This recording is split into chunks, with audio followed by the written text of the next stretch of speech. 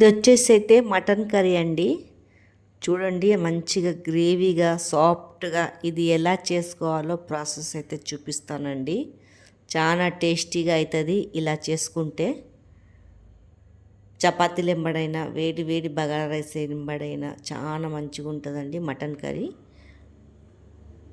ఇక్కడ వచ్చేసి అయితే కుక్కర్లో కొద్దిగా నీళ్ళు పోసుకొని ఉడకపెట్టుకోవాలా. సాఫ్ట్గా అవుతుందండి, మెత్తగా ఉడికిపోతుంది.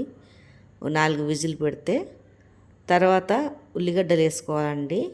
జర ఉల్లిగడ్డలు ఎక్కువనే కోసుకోవాలి, గ్రేవీ బాగా అవుతుంది.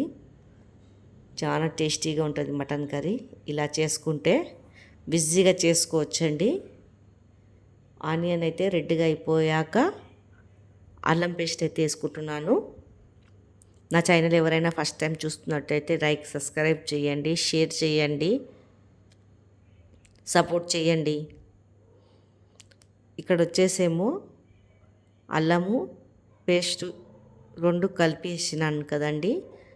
రెడ్గా ఫ్రై అయిపోవాలా.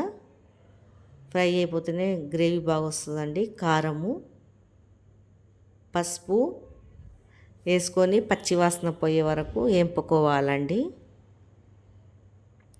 చూడండి బాగా వేంపుకోవాలి పచ్చివాసన పోయే వరకు. మనం ఉడకపెట్టుకున్న మటను దీంట్లో వేసుకోవాలండి. వేసుకొని కలుపుకోవాలి, బాగా మంచిగా కలపాలండి. ఉప్పు కారం పసుపు అంతా దీంట్లో పట్టేలాగా కలుపుకోవాలా. కలిపి జరసేపు పెట్టాలండి మసాలా ఏగే వరకు. మసాలా అంతా ఏగినాక టమాటాలు అయితే నేనైతే ఒక 2 టమాటాలు అయితే తీసుకున్నాను. తర్వాత మనకు సాల్ట్ వేసుకుంటున్నానండి, రుచికి సరిపోయేంత సాల్ట్ కలిసేలాగా మంచిగా వేంపుకోవాలా. తర్వాత టమాటాలు వేసుకుంటున్నానండి, ఒక 2 టమాటాలు వేసుకొని మంచిగా కలుపుకోవాలా. ఒక 5 నిమిషాలు మంచిగా కలిపి ఫ్రై అయితే చేయాలండి, టమాటా ఉడికేలాగా. చాలా మంచిగా వేస్తుందండి కర్రీ ఇలా చేసుకుంటే. చూడండి తర్వాత మనకు గ్రేవీ ఎంత తింటామో అంత వేసుకోవాలి నీళ్ళు. కొద్దిగా కలేమాకు కూడా వేసుకోవాలా. నేను ఉడకపెట్టిన మటన్ గ్రేవీ అయితే వేసుకుంటున్నానండి నీళ్ళు. ఇంకా మనకి నీళ్ళు ఎంత కావాలో పోసుకోవాలా. చిక్కదనం చూడాలండి ఎంత తింటామో. చూడండి ఎందుకంటే ఆల్రెడీ కుక్కర్లో పెట్టేసాం కదండి ఉడకటానికి. నేనైతే ఉడికిన నీళ్ళే పోసేసానండి, ఇంకా నీళ్ళైతే ఏం పోయలేదు.